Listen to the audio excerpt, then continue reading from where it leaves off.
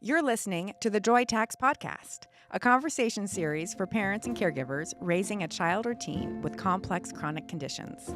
The normal parenting wisdom doesn't fit the situations we are living through. This is a forum to share, affirm, and learn from each other. It's also a window for allies to listen in and gain deeper insight into the world we inhabit. This podcast is not a substitute for medical guidance. We encourage you to always talk to your healthcare provider before making any medical decisions.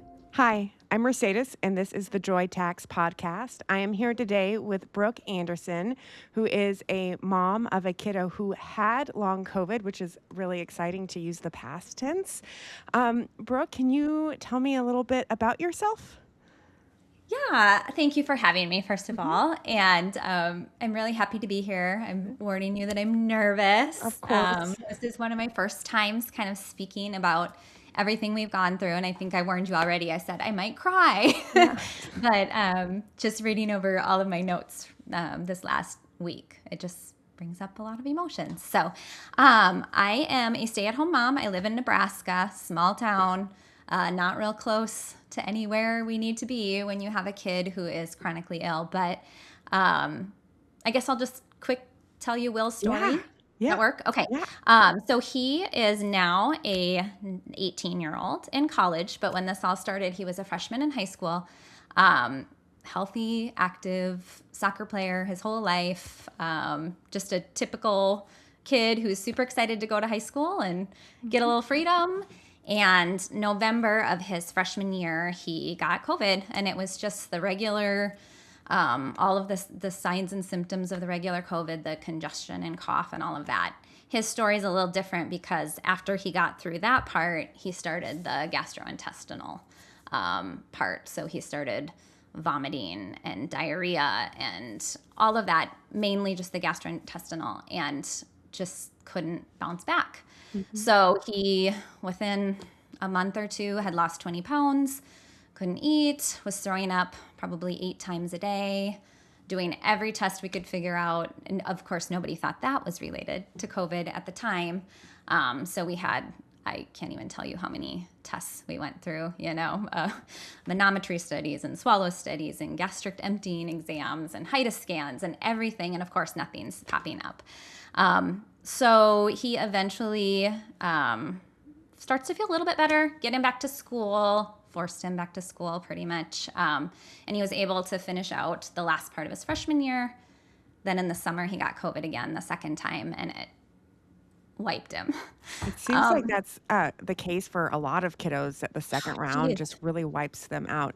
When you say that you forced him back to school, did you have to force him to go to school before he had COVID? Oh, no. And when I say forced, I mean, he wanted to go to school. Mm-hmm. He just felt not good. Mm-hmm. And I think when you're in that stage, I mean, looking back now, I would have kept him home and would not have sent him. But I think as a parent, you have this school just seems to be the end all be all. And if I don't have him at school, what are we going to do? And so I remember going into his room every morning, like, do you think you're well enough? Do you feel any better today? Can we get you into school today? And every morning it was, I'll try, but I'm so sick. Mm-hmm. And I'd hear him shower, I'd hear him throw up and crawl back into bed. And it was just like heartbreaking. But I was just like, also, this is high school. This is like the real deal. You got to be there. And he wanted to go. And so he did go, but that freshman year, he finished out. Sophomore year was a different story. Once he got hit again, he couldn't keep anything down. I think he lost a total of 35, 40 pounds in a short time, ended up on a feeding tube, in and out of hospitals, and his whole sophomore year he missed. At the very end of the year, when he started getting a little better, we started to send him back for a very shortened amount of time. So that's kind of his story in a nutshell. That's a lot. I mean, that's. know. Did you have to advocate for a feeding tube, or was that something that was offered to you? So like I said, we're in Nebraska. We would travel at least 2.5 hours to get anywhere to see a specialist. We saw every specialist we could, and most of them were we didn't get a lot out of them, I would say. We went to neurologists who said, yeah, you just need to, it's just kind of just in your head. You got to go back to school. You got to quit being tired. You got to eat, kind of a thing, which was devastating. But we finally found, actually, Kim, who you had on your podcast, had said, hey, why don't you look into functional medicine? Didn't think we'd have anyone close in our town. And she looked up a provider that was here in town that I actually knew of. I just didn't know that's what she did. And we started working with her, and she was our very first doctor that understood and really, really wanted to get us help. And so she was on top of his case all the time, researching, letting me research and give her ideas and options. And we got to a point where she said, you know what, he's a walking skeleton. He looks like he's out of a concentration camp, is what she actually said. And she's like, he needs to get something. He needs to get nutrition, which was, I would say, our lowest point for him as a sophomore in high school. Very isolating. You don't want to be around somebody, or he doesn't, when he has a feeding tube. Doesn't want friends to come over, doesn't want people to know. Very low for him, but also almost like a saving grace relief for me, because it was the first time I could just kind of breathe and be like, okay, I don't have to be in his room every hour trying to get him to eat something and then watching him, throw it back up. So that was doctor recommendation for sure. And at that point, even though he didn't want one, he knew that was the path we had to take for wellness. So one of the hardest parts of all of this, I think, for a parent is that suffering piece that I see in your face and hear you describing. How did you carry that? And you have other kids, right? I do. Yep. At that time, I would have had a 12-year-old and a 6-year-old, I believe Andy was at that time. So a boy and a girl. It was very hard. I say that was a very dark, lonely time. I mean, all parents understand that. As much as you have friends and family that surround you and want to be there for you, and they are, you just tend to isolate yourself. I constantly was looking for options and looking for, on our Facebook groups, and just hoping I'd find another family who was going through the same thing we were, and they could give me some advice or give me a pathway. But yeah, it's dark and it's lonely, and you become your child's lifeline. You're all they have, they're isolated as well. And they would just look to you like, Mom, what do we do? Like, where do we go? And as many appointments as we had, and it was awful to travel and go. I felt like every time I at least had an appointment, he at least had some hope, even though we'd go and not really get anything from them. I think he just was like, okay, you're not people are not forgetting about me, and you're not giving up on me. When did things start to turn the corner for you? So he had his feeding tube for, I think we had him keep it in for, he probably took it out before we should have, but it was very painful for him. And so he had that, I'd say, for 2.5 months-ish. And then he promised, he's like, I will do whatever I can to be able to eat. And his functional med doctor was like, okay, we're going to go to just the most basic, bland. We had done allergy testing and everything just to see if something had, come up from COVID. And he didn't have any allergies or anything, but we basically went to rice and chicken. That's all he ate for every single meal in slow amounts. And he started to be able to keep that down. Still very sick, very nauseous, in bed all day. And he also had POTS and all of the dysautonomia stuff along with that. But I would say the nausea and vomiting was the worst. So he finally started to eat a little bit. And then I would say it's hard. That's the hardest thing. I talk to parents and they're like, what finally helped? And I think it was time. I think it was just going back to the basics. And I think I pushed back for another HIDA scan, because that was one of the things that came back early, was his gallbladder. but not, they didn't say it was bad enough that they thought that we should take it out, even though it was very low functioning, which was new, I believe, thanks to COVID.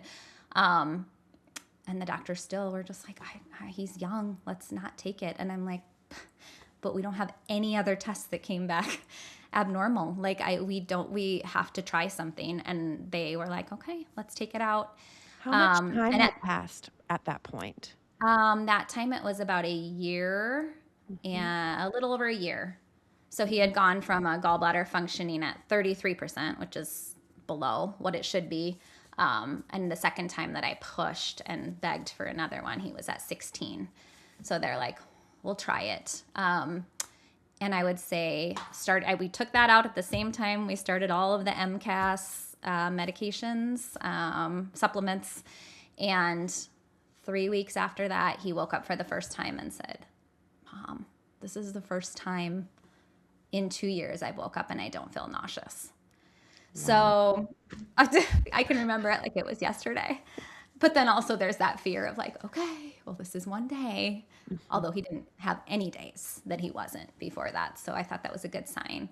But yeah, so I believe it's hard to pinpoint. Was it just the gallbladder that was bad the whole time? I don't believe so, just because of the POTS and the others. I just think it was a whole system shutdown, inflammation, dysautonomia. I don't know. One of the hardest parts for me has been when there's been a good day, but then the good days don't stack, right? Then there's a backslide. Yes. Did his good days start stacking right away? Slowly, but not always. And so I was very leery we wanted to celebrate the good days, but it's also like, you're so scared to, and you get your hopes up and they get their hopes up, and then you have your backslide, and I tell people a lot, I feel, and still till this day, I feel like I have a form of PTSD from it. I mean, he'll call me and say like, oh, Mom, today's just not a good day. My stomach's really upset. And I can go back to that moment in time. And it's been, well, he went back to school his junior year, senior year, and he's a freshman in college. So it's been 3 years, and he still tells me, God, I just don't feel great today. And my whole body tenses up. And it's just, I think it's just a reaction and a fear that has gotten better, but it's still here.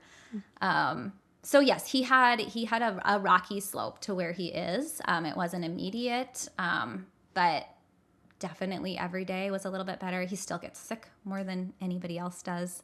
It still knocks him down harder than others and my other kids. But he's definitely, he's made gains. Yes. Yeah, he's doing great. Was he like that before he got COVID? Was he one to be sick more often? Yeah.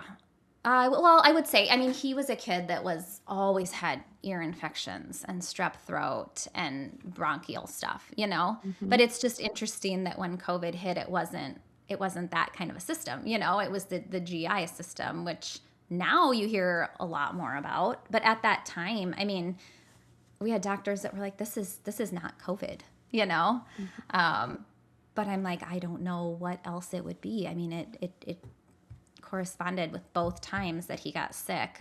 So I do feel like we were, and I'm sure other parents do, just kind of like brushed off like that's not what it is. It's something else. And you would just research and try to figure it out. But till this day, I will say that that's for sure what started it. He was never, he'd get sick, but he'd recover kind of a thing.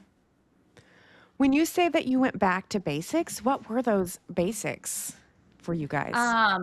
I guess I would just say like it was like he was a baby starting out again. Like, okay, small little amounts of food. I remember our functional nutritionist was like, we're literally going to do smoothies, and you're going to do 2 ounces every 2 hours, and just try to keep that down. It's kind of like, and then pull everything out. And we got to the point where the only thing he could eat, even smoothies made his stomach upset. So it was literally, like I said, chicken and rice. So I would say the basics of that, he he still can't go. He calls himself, he carries around his little pill dispenser, which is like his 90-year-old man dispenser with the morning, noon, and supper. He takes it to college, he packs them. And if he misses, just all those anti-inflammatory supplements, he can tell immediately. So that's too, when you say like, are you for sure, do you think it was the gallbladder? Do you think it was COVID? I'm like, it's, the gallbladder is gone now and he still has to do all of this. So I really think his whole system just inflamed. So tried to do better with the sleep. Obviously, we paced a lot. When he did go back to school, it was very little. 3 hours a day, no PE, basic classes. And he has to be very careful still with what he eats. And he is very, very like health conscious with making sure he works out and strengthens himself. And I think that was just, once you get to a point where you're so emaciated, like you feel horrible. Maybe part of his POTS and everything was from that as well, just not having enough nutrition and not having any strength. And so it's hard. It's to pinpoint exactly what we did. I just know that we just didn't give up. We turned over every leaf that you possibly could. And I feel like when I talk to other parents on the group, that's what everybody's searching for is, what did you do? And the hardest. I tried this. And I Did you wish, try this? I wish that, we found what worked for your son worked for Yeah. all kids. What appears to be working for my daughter was also mappable. One of the reasons I was really interested in having a conversation with you is because my daughter appears to be, I don't know, I don't have the right word for it. I don't want to say in recovery because, like you're saying, I still see the glimmer of it. This Yes. week, we were fighting a head cold. You might be able to hear it in my voice. And she missed 4 days of school and she only goes 3 hours a day. And there's that moment where, when you say you have PTSD, when she says that she's tired, I wonder, when am I going to be able to let a tired kid just be a tired kid and not feel that clutch in my heart? Like, oh, yeah. here we go again. Here we go again. Some parents will put a label. My kiddo's 80% better or 70% better. And I don't know how I feel like we do that because we're feeling in the dark, right? Yeah. Yeah. What percentage would you say your son has recovered? Right now? Yeah. Yeah.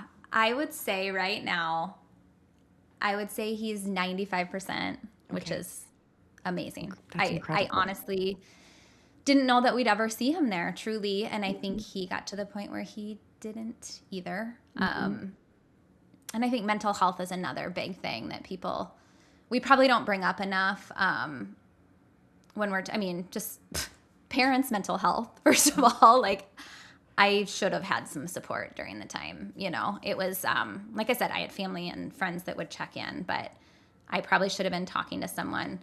Also, my son, though, what 14-year-old boy wants to talk to someone, especially when they feel that horrible? So I think that's a huge part of recovery, too, is when do they believe that they're actually better and they're not on the verge of falling back into it, too, and that fear. Even today, I asked him, I'm like, do you want to come on the podcast and just talk a little bit? Like, mainly it's like telling your story and giving hope, because unfortunately there's a lot of kids and he knew all their stories because I would be on my Facebook groups and then tell him about these other kids that were struggling, and you're not in it alone. And so he was very invested in these stories, and I said, there's still a lot of those kids, unfortunately, that it makes me so sad for their parents. I still see their parents on these groups just looking for hope. And I thought maybe he would come on, but I've noticed the farther he gets away from it, he doesn't want to talk about it as much anymore. I think it's just like the fear of it. I don't know. I don't know if it's like too close and like, okay, I'm trying to shut that door. And that was such a big part of my existence for 2 years. That's who I was. I was the sick kid, that mom had to take care of all the time. And so I think part of it is pushing it away and just looking to the future. And his mental health is where it needs to be now. He's doing so great. he's a completely changed. He was always such a good, polite, respectable kid, but not as outgoing as he is now. He said, he's like, I don't sweat the small stuff anymore. I know what it's like to be at the lowest of low, and who cares about a lot of it, you know? And he's a nicer kid, a more accepting kid. I tell the story of he was at college, and the other day he called me and he was talking about something. Oh, and Barb said, and I was like, Barb? He's like, oh, the lunch lady. I talked to her every day, and she was sitting by herself at lunch the other day, and she looked lonely. And so I just went and sat with her and talked to her about her day. And I'm like, I don't think, maybe he would have done that before, but just like seeing other people that might need something from somebody else, like he's just more aware of that, of how people are treated and valued, and I don't know. So I do believe his mental health is where it needs to be. He's doing great. He actually, I mean, this is a hope for parents, because as much as I was so scared about how much school he missed and how far behind he was going to get, he graduated with honors. He wore his little white robe across the stage after missing a year and a half of school and me trying to homeschool him, which was awful. And he was voted up for homecoming his senior year out of a class of 350 kids. And it's just like, as low as it gets and you can't see your way out, I believe it's coming in one way or another. Do you think did those milestones feel different because of what you had been through? Yeah. Yes. Yeah. We have a bond so the whole time that I was in this, I've always just said, like, there has to be like a purpose in this pain. I just feel like there has to be some kind of a purpose, and I don't know what it is, and maybe I'll never know, but if I can get anything out of it, it will not be wasted. Right? So one of the things I said, I was going to try to help other parents if I got out on the other side. And so here I am, hopefully. Yeah. And I'm still in the groups, and I'm still available, and I would love to connect with anybody that needs to. But also, I think the other beauty that came out of it is like our bond. Like, you will forever have a bond with this kid that you like fought in the depths with. Like, they just, sorry. It's okay. It's okay. Like I wish I could give you a Kleenex or offer you tea. I know but anyways, I have this bond with him, and everything he does is like, both his dad and I are just like, you appreciate it so much more. You know what I mean? Yeah. Every step. Yeah. And you do. Like, you do. Your daughter's starting to feel better, and it's like every small thing, my goodness, for him to sit down and eat a meal with us is just like, we still just like look at each other like, just giddy that he's eating, that he's going out with friends. He's out golfing today. I'm like, I never thought he would go out golfing. Like, I couldn't for a while see past him in the dark in his bedroom, you know? And he's there. I mean, there's hope. There's hope, but it feels so fragile, because we're in those groups and we know that there are kids who yeah. I don't want to say don't recover, but recovery just feels so out of reach. And there are adults who talk about having suffered since they were children. And while we're trying to navigate through all of this, it can just seem so bleak. And I'm glad, though, that you're able to celebrate all of his achievements. And I'm so grateful that you're here talking with us today, because I feel that maybe we've gotten out of the fire. I don't know if we are, but I want to go back in now and help the other moms and the other kids get out of the fire, whatever that looks like. Right.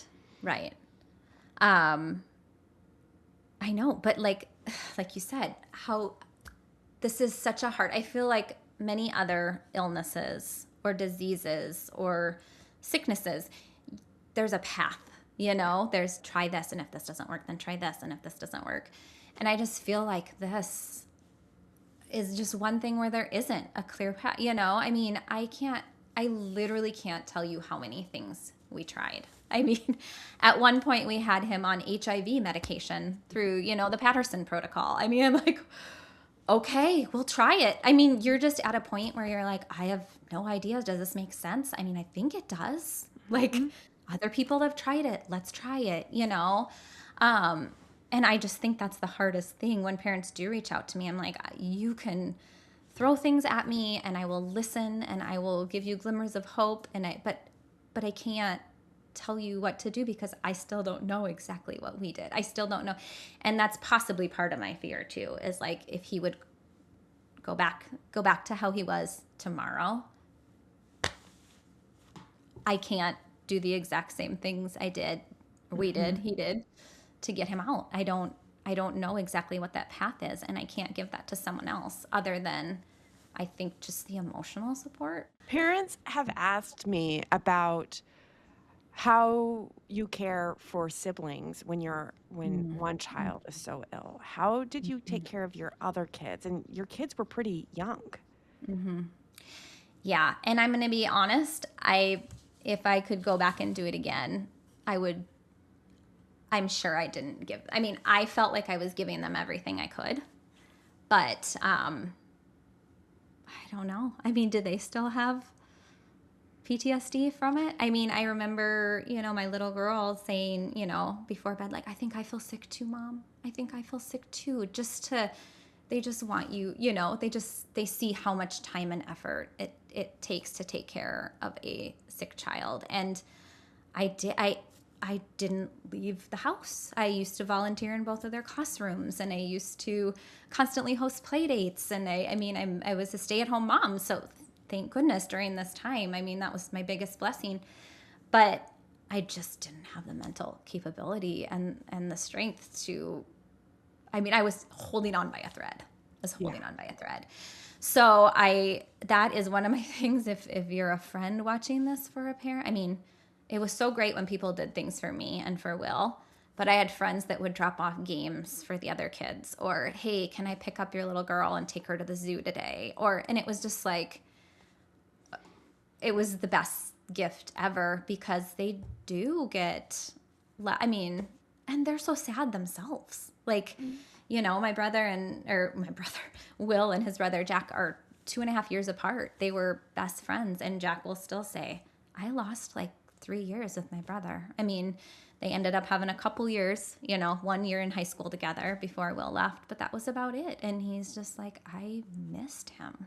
Like, I Mhm. missed him and I missed you. My oldest, so I have two It's, kids, one 15-year-old, and my youngest just turned 12. And my youngest is the one who had these medical challenges, but my oldest will say how much she missed her sister. And this week, Mhm. um, Evelyn was crawling on the floor. She's in drama club, reciting her Yeah. monologue to the Yeah. dog, and her older sister looked at me and said under her breath, "This is so annoying, but I'm so glad So happy. this is Yeah. who she is and that she's doing this." Absolutely. And Yeah. I mean, there it is like this black hole where time goes. I was like you, I liked to volunteer. I like to host Yeah. play dates, but there's also that aspect of your one child is so sick, like the energy demands, the other demands by letting more people into your Yes. house is a Yes. real thing. And luckily, and I don't know if this is luck, but having an older child who was in sports and who was at away games, I felt like I could tuck her away. Yeah. But on the flip side, I missed a lot. And this Mhm. past school year, I've been really trying to show back up. But Mhm. Yeah. things are different. The Yeah. family dynamic is different once you've lived through something like this. It is. Yeah. And your marriage too. I mean, thank goodness my husband, is he's the sole provider in our house, so he was able to escape to work. I said escape. Um but he could get away for a little bit during the day. He knew I had it taken care of. And then, when he came home, he dove in and he would just be like, I don't know how you do, I don't know how you do this all day long. Like I couldn't do this. Like, it's just so mentally and, physically draining, on me and the kid, the other kids. Um, so yeah, it's a real struggle. But as you see them slowly get better, I mean, the bond does come back with the siblings. I mean, I remember Jack saying, "Oh my gosh, do you think Will could drive us around tonight? Like, could we just go drive in the car?" And well, that's another thing. He didn't learn to drive. It was right during his driving years, so it was like, okay, now he's 16. Let's throw him out there quick once he once he's well enough to get behind a wheel. But it's just like they just crave that normalcy Yeah. with them again that they haven't had for so long. Hmm. You know. And they miss their mom. Yeah. I I was a stay-at-home mom until until my youngest was in third grade. Or I was, I did different things, but I had been at home for a while and then I got a good job with health insurance and my daughter promptly got very sick. And when you say that your husband got to get away, I Yeah. that's what it felt like. It But did. it also gutted me Yeah. because Yeah. I missed being able to be there for my I kiddo, know. and then also my husband, who runs his own business, he had Yeah. never been the stay-at-home parent, and all of a sudden he's thrown into it, but he's with a very sick child.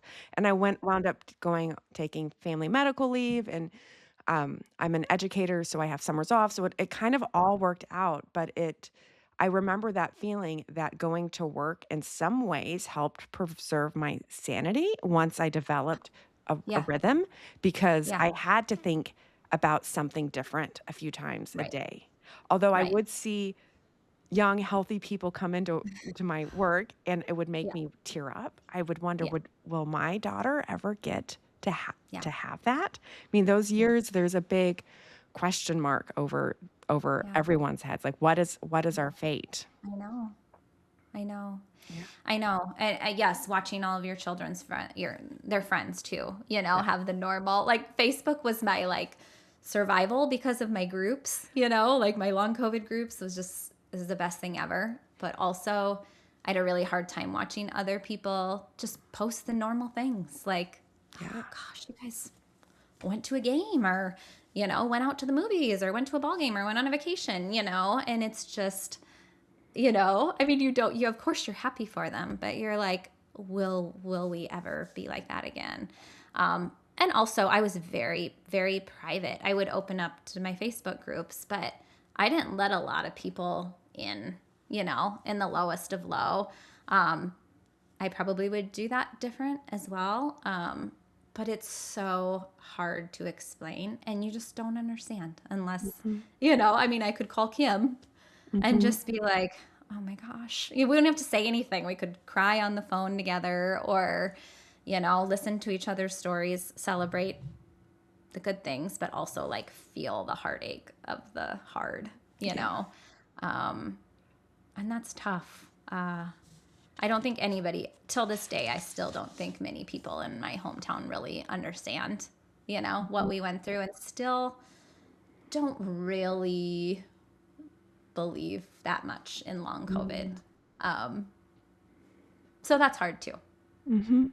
It's a different challenge, but That is hard. When you were talking about looking at Facebook being a double-edged sword, I remember seeing a yeah, picture of my daughter's class going off to a big field trip that I know my daughter would have loved, and I remember just bawling on the couch, and my husband yeah, coming in, and he thought that something really terrible had happened, yeah, because we were yeah, in that mode, and then I right. just showed him the computer, and he just shook his head, and he goes, "You can't look at that stuff anymore." I know. And there's such a simple thing. You just want your kiddo to be able to go to school. You just want your kiddo to go on the field trips. It's not like we're asking for these huge things. And now Yeah, maybe we're in this space that we want to help other families and parents get to, because when you say that you still don't feel believed in your yeah, hometown, I mean, yeah, that's at a most base level a barrier to kids getting access to help if they're not absolutely. believed and if they're Yeah, not seen. yeah, So I don't know what to do about it other than have conversations like this where right. someone might hear something that resonates and they can say to their teacher, mother, grandmother, whoever, "Here, listen to this. This is what we're living through." Yeah, what we're up against. Yeah. Yeah. And we were very fortunate. I can't say that I still don't think our school really understood what was going on, but luckily they were he got on a 504 plan right away. But the hardest part is you don't know how long it's going to last, right? So I'd go to the school and say, he's like really sick, but he can't be like vomiting for a year and a half, right? Like he's got to be getting better. Like, so do we pull him out? Do we start at home instruction? Do we get a tutor? But maybe he'll be better next week? I mean, you just don't know. Now looking back, like I said, I would have just completely pulled him out. Obviously I must have done something right. I taught him polynomial equations that, I had to learn stuff I didn't think I'd ever need to learn again. But you just, I don't know, you just do it, Yeah. he couldn't sleep at night. So he was completely messed up. So he'd be up all night and then he'd sleep a lot of the day. And so I'd have to log on to Zoom. His teachers would let me Zoom in if he couldn't be there and watch the class and take notes. And then between him being sick, I would try to teach him. And you're like, what the heck? Like, does he really want to learn how to do this right now with his head was just in the toilet. Like he's miserable. Why? But I also felt like that wasn't I had asked, like, could we just, he's a young sophomore. Could we just not do the sophomore year and start and do it again next year? And it's not an option. You think that'd be an easy fix. I don't know, like, let's try it. But no, couldn't do that. So we just pieced it together all year long and he made it. But, it's things like that you're just like, nobody really understands and gets it until you're in it. And those are some of the things I would tell parents too. Like, if you can put school on the back burner a little, don't beat yourself up so much about it. God, there was so much pressure, I felt like, to make sure they're, exactly where they need to be, like almost to the point of like, you forget that the health really, really needs to come first. You just listed so many different roles that you're playing, right? You're a teacher, Sorry, your I'm teacher's all over aide. them. No, you're teacher's aide, caseworker, nurse, Oh, mom. yeah. Yeah. That's the other piece that people don't see is that usually it Yeah. does fall on one person's shoulders in the family who's trying to fill Yeah. in all those gaps and Yeah. also make a meal that everybody can eat, Right? right? Right? Yeah. And And eat all the meals that you make for your kid that they don't eat. I'm like, I didn't leave the house, and then I'd make him something, and then I'd eat his meal. And you're like, geez Louise, thought I felt bad before. But yes, I remember sitting in a hospital room, and I think I shared that with you. It's on one of the groups, but I just sat down and started writing on my computer, like what I would tell somebody, when people ask, how is Will doing? What I usually say. And then if I really knew they wanted to hear and had time to listen, this is what I would tell you. And it became this long essay. And one of my paragraphs is what you were saying is like, I'm taking on all these roles that I never wanted to be. But what else do you do? It's hard to find. We can't hire a nurse to come in. I can't hire a private teacher to come in. Nor would he want any of these people to come in. It falls on you, and also selfishly, you can do the job the best as well. Like yeah. my husband would be willing to help, but it was almost that like, no, I've got this. It was like a wall, like this is my job too. Like it's hard to pass that off to somebody else as well. I'm sure you It was. It know was about that. hard because, during the pandemic, I was the homeschool teacher. I did all Yeah. the things, and it was really hard to pass that off to my husband. And then he had to keep his business going. So we called them Mhm. hanger outers, just family friends who would come Yeah. over, and sometimes they would just do bills, and sometimes I would Yeah. leave a little whiteboard with things that were always aspirational. Like I made sure Yeah. my daughter learned how to do long division. Was that necessary? Right. I don't know, No. but Well, yeah, maybe. but I wanted her. I have this dream, this vision that our kids are going to re-enter life, Yes. and we want them to be able to re-enter successfully. So we prioritized math over everything, which Yeah. is kind of insane to me because, um, you know, they're dealing with brain fog. right? No, And very, so and here and we would do 10-minute lessons or what have you. You mentioned that you would encourage parents to lay down their fears about school for a while. Are there other things that you think parents could lay down? oh, that's a good question. I I don't know. I think the weight of the world falls on you at that time, especially as a mom. And you're looking at all those aspects of their lives, and how do we not let them fall behind in school, in friendships, in relationships with their families, and health. I mean, you push them too hard, like, I listened to you talk about this in your last podcast, like then they're out of commission for how many days. um, and my biggest thing that I had to lay down was like, I'm not the doctor, but like I felt like I had to be at times. Like I spent so many hours researching, and I mean, I couldn't stop, to the point of I could have taken that time to actually sit down and do something with my daughter or my son. Like, okay, let's not research for 3 hours tonight, and let's actually sit down and try to get my mind away from it. But I couldn't. Now I wish I could. Like this extra 3 hours of all of these treatments that I don't know if they're going to work. Could I just put that aside for a little bit, and like, but it's very, very hard. I felt like even if I did that, my mind was, my daughter would say like, Mom, I asked you something and you said like 3 words and then you just stopped talking. And I'm like, oh, really? Because in my head, I answered you, but you know what I mean? You're just like, she's Yeah. like, yeah, no, you do that all the time.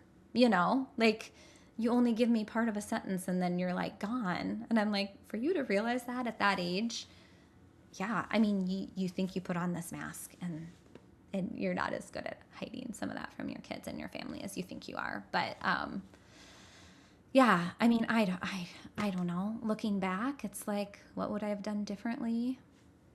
One thing I did do that I would encourage parents to do, I had read somewhere talking about doing like some people, it's a prayer journal. I know not everybody, prays and believes.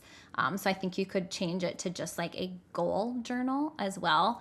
But it really encouraged you to just write down small steps and keep track of it, because sometimes we don't realize that they are making progress as well. Like I actually brought mine here, but I had mine here, but I just came across it the other night from 2023, and I had written down, please heal Will.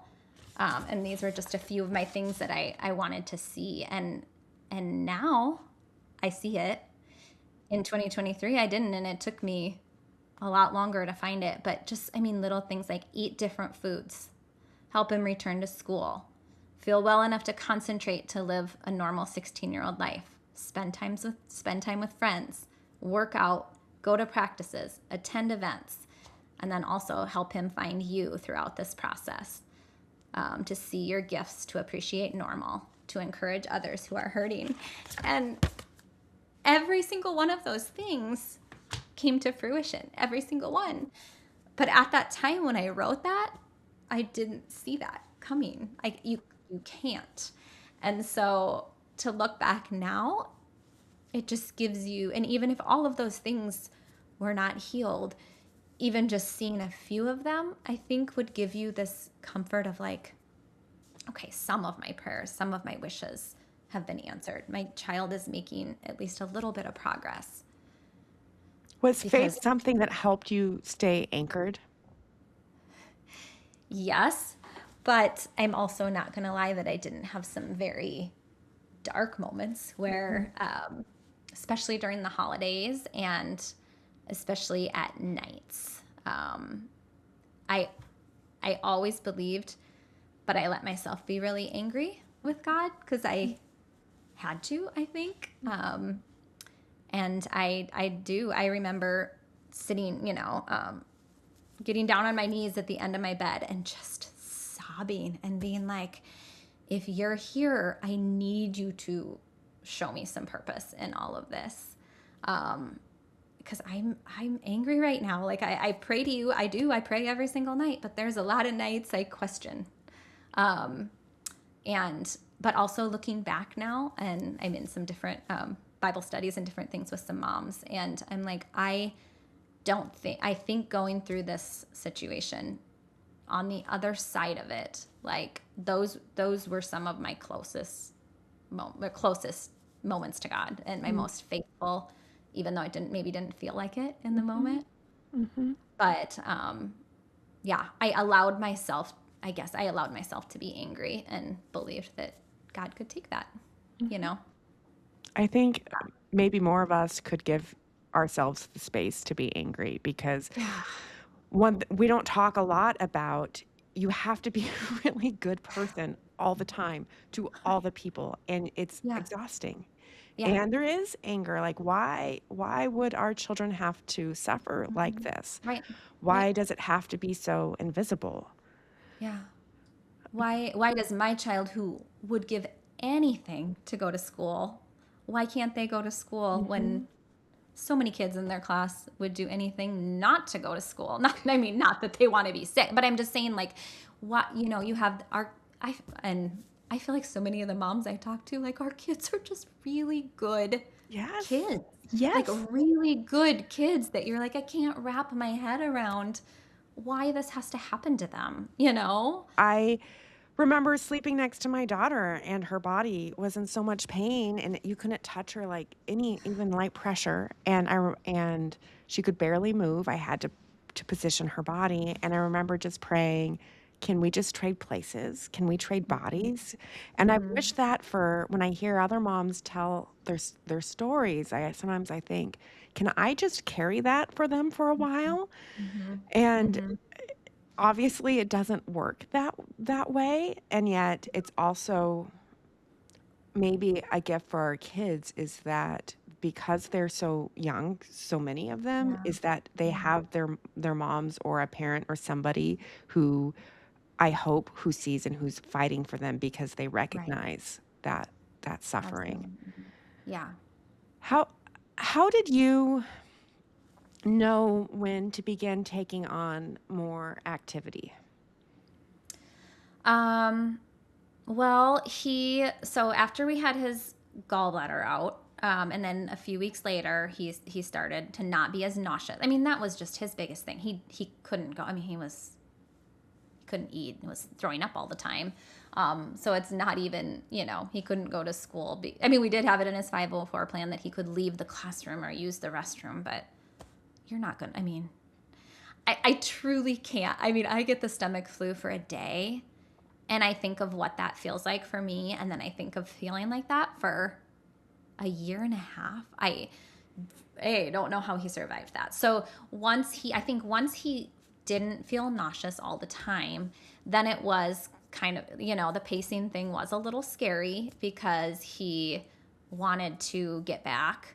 And we wanted him to as well. But same thing. You're just like, what's right around the corner? Like, how long is this? What then if he goes back to school, people are sick all the, like people are constantly sick. What if he gets a different virus or COVID again? And so there was just that fear of kind of letting him leave and go. But yet my husband just always said, you can't, I mean, he will get COVID again. He will get sick again. Like you can't keep him inside the house forever and he's ready. So we had him go, yeah, like 3-4 hours a day.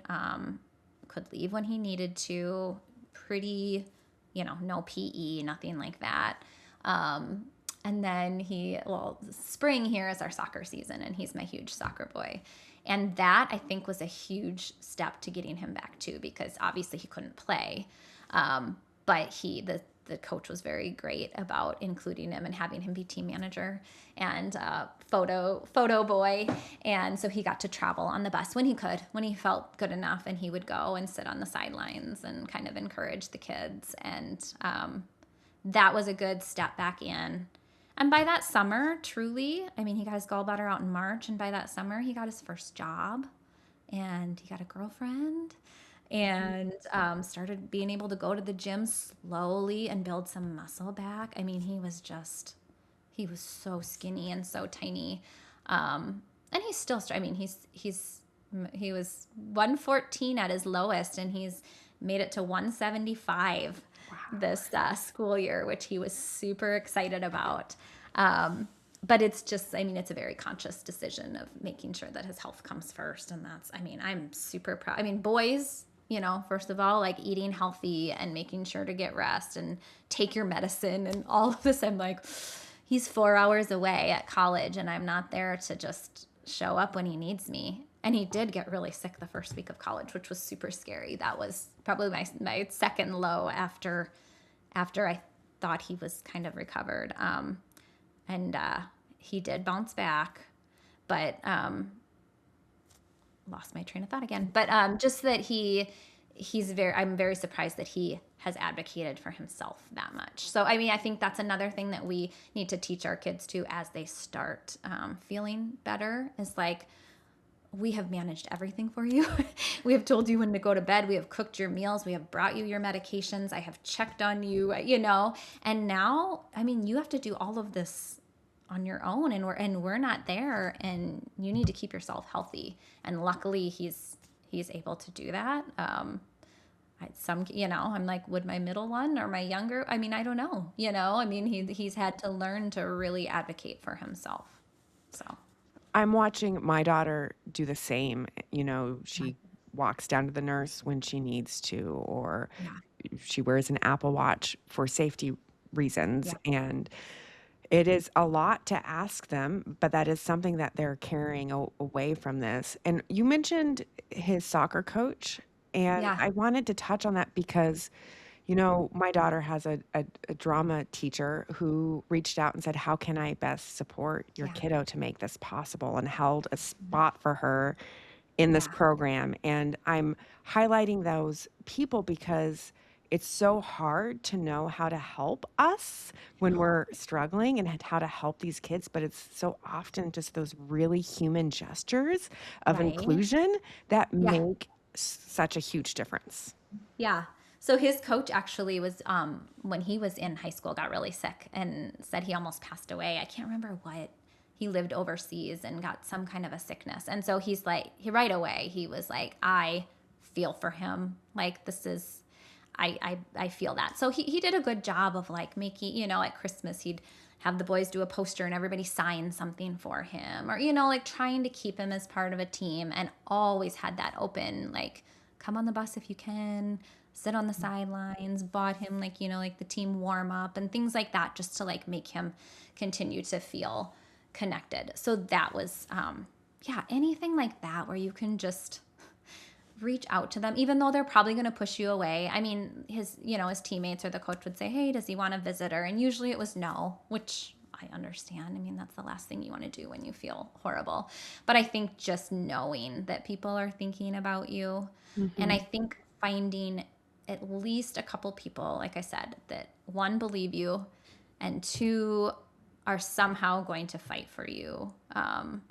So his functional medicine doctor that Kim hooked me up with, I actually now work at her office. I volunteer there because she's short staffed, and I tell every single person that comes in, I'm like, this is the person that truly like saved our life. Not that she had all the answers, because she didn't. She'll still say, I didn't save it. Like, you were the one that researched and said, hey, can we try this? Or do you think it looks like MCAS? Or, you know, but anything I asked, she was like, let's give it a go. Let's look into it. Let me contact this, you know, this professional. Let Mhm. me set up this test. And it was and Will felt that, you know, he's like, that's the first doctor that I felt like actually took the time to like see me and believe me. And I'm like, it just takes one person. And it sounds, again, like something so small to ask for, and yet, under the circumstances of our medical healthcare system, it's really a challenge to find that.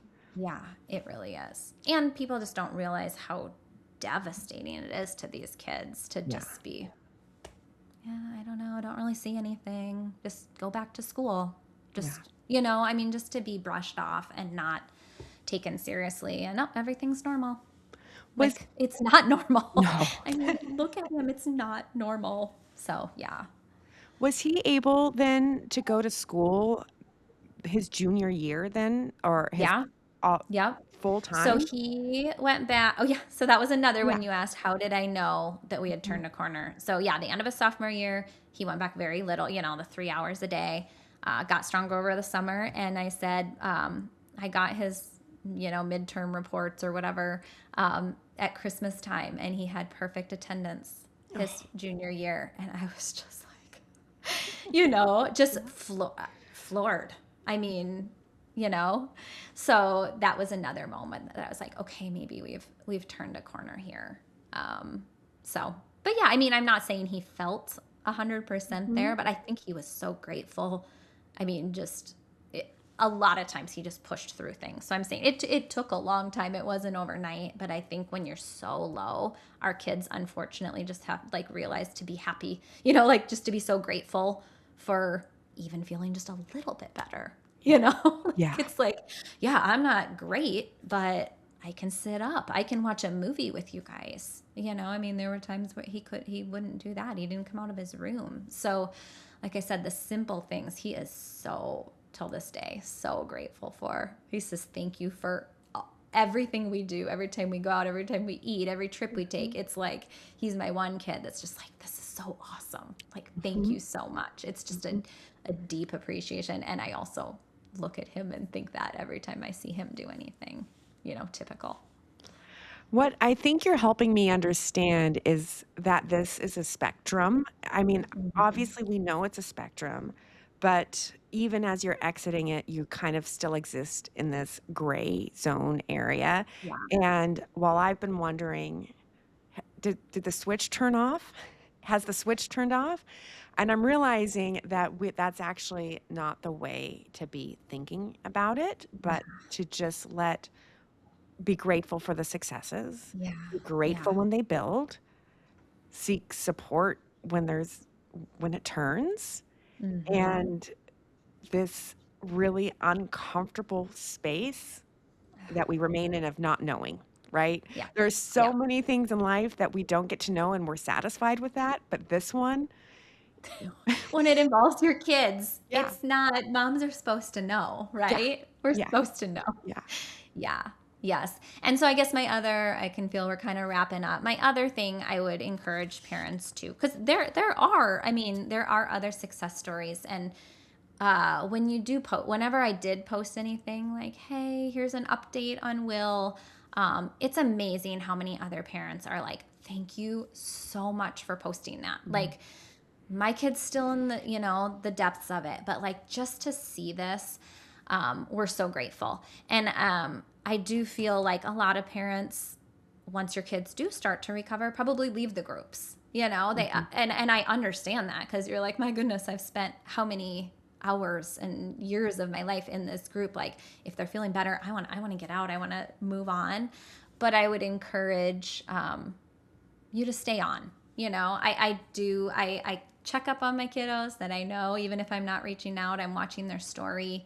I do keep in touch with a lot of moms, and I often will comment like, please PM me, like, or DM, what is it? Private message, PM me. And I'll help if I can. I mean, or even just running things by me, or just someone that's like, oh, I get it. This is awful. It's awful. Like, I'm so sorry. I don't know what to tell you, but like, I understand. So that would be one thing that, you know, like, I would encourage you and others to just to stay Yeah. on there, even if you kind of want to take a break and get Mhm. away from it. It is very, I think, helpful to others. One of the things that breaks my heart when I go into the groups is somebody saying, "I'm new here," and you just know, Mhm. oh, they're on a journey that you can't Yeah. make shorter for them, No. and I'm the same. I go in and I think I observe more than I comment when I try to make time maybe once a week to go in and Yeah. make comments somewhere, Yeah. Yeah. as it feels relevant, and those groups, they're mostly moms, and what Hmm. a powerhouse of Hmm. compassion and wisdom and research and Yeah. crowdsourcing. I mean, parents sharing the most intimate details of their children's Yeah. lives and being lifted up. Yeah. And I'm very there's lots of terrible things about social media, but for Yeah. us, those were a real lifeline, and I credit those groups with helping us uh, still figure our way forward. Yeah. Well, it is, and it's hard too, especially as your kids get older. I didn't feel like I could share, they're so private too. Mhm. Like, Will's like, I don't want you telling people all of this stuff too. So that, a private group where you're not, I mean, nobody really knows you. You can Mhm. share and get, like, I mean, people, I probably wouldn't have done that with a lot of people here, but in those groups, I felt safe because I knew that other people understood and maybe had more knowledge. I mean, none of us have a ton of knowledge because oh my goodness, how do you figure this all out? But just, they understood and they wanted to give you everything they had Mhm. and bounce things off of you. And I was just so grateful because it was a private community and I felt like Will was okay. And Mhm. even today, he's like, where is this podcast going? Like who, listens to it? And I'm like, probably all the moms that I've been talking to for, 4 years and maybe Mhm. their kids. And, I'm like, is there anything I can't share? And he was like, oh, no, that you're fine then, Yeah. kind of a thing. Like, Yeah. yeah, no, that's all right. Those are the kids that I do want to share with. And I want to hear my story and hear yours. So, My daughter has been very clear with me that it's okay for me to share in those parent yeah, groups. It's okay for it to just be up in YouTube land, but she yeah, doesn't want me sharing the episodes on my personal Facebook page yeah, because yeah, that's, our community is very much on Facebook and she doesn't want that all the time. And I think yeah, that is a really great boundary. And I also ask her all the time, "Is there something you want me to say? Is there yeah, something you don't want me to say?" And she's so sweet. She says, "I trust you, mom, and I just yeah. don't want other kids and families to go through what we did." But I'm Exactly. still mindful because I realize doing this podcast, I'm sharing parts of her experience. Yeah, But what I hope is that when we share these stories as mothers, that we're actually holding a place for if our kids ever need to share their stories, yeah, that um, that they're able to. yeah. And with Will being older, he did his for several of his scholarships that he wrote for college, and like his last year, his senior year, he had to do some papers, and he chose to write on his experience and his story, and that's something too. If you ever get the chance to have your child to have it come out in their own words, Mhm. is very I don't know. It's like it's just their story is so similar to yours, but just a different side of it and what they Yeah. take from it. And and his was a little bit on the God too, that his was kind of like, why do good things happen or bad things happen to good people? And if Mhm. you have faith and believe, like how does this happen? Does it seem fair? And kind of how he rationed with that and how he came out on the other side and what he took away from the experience and how much joy and Yeah. appreciation he has now Yeah. um, is beautiful. Yeah. He probably wouldn't have had all of that not going through this, but man, it's a hard way. It's a hard way to shift your reality and look at the things that really are important and matter. Yeah. Um, but what a gift on the other side. Mhm. I always ask guests what they're looking forward to in this next week. What are you looking forward to? Well, Will is actually home right now from Oh, college. exciting. So, like I said, he's out golfing with friends now. But honestly, when he's home, it's like the whole family is Mhm. just like gathered around him. He has to feel like the king of the world. Grandparents are here right now to see him and everything. So, yeah, it's truly just spending a normal, typical day with as a family. I mean, that's truly like we've become very homebody-ish, Mhm. and just I think ever since this, we realized like, hey, family's where it's at. We need to soak in this time. Like time is fleeting and it goes so fast, and we feel like we lost so much time Mhm. that we are very conscious of like really making. I mean, it sounds cliche, but like making the moments matter. Mhm. Um, we do our best with that. I mean, we're not perfect, but I mean, it's just a whole kind of shift on where do I spend my time and what do I do with it. That is really beautiful. Yeah. Thank you so much Yeah. for sharing your story today. And if there's anybody listening who has a story that they would like to share or participate in this conversation in some way, please reach out to me at joytaxpodcast@gmail.com. I am so grateful for your inspiration today, Brooke. And yeah, we'll talk more soon. Thank you for having me.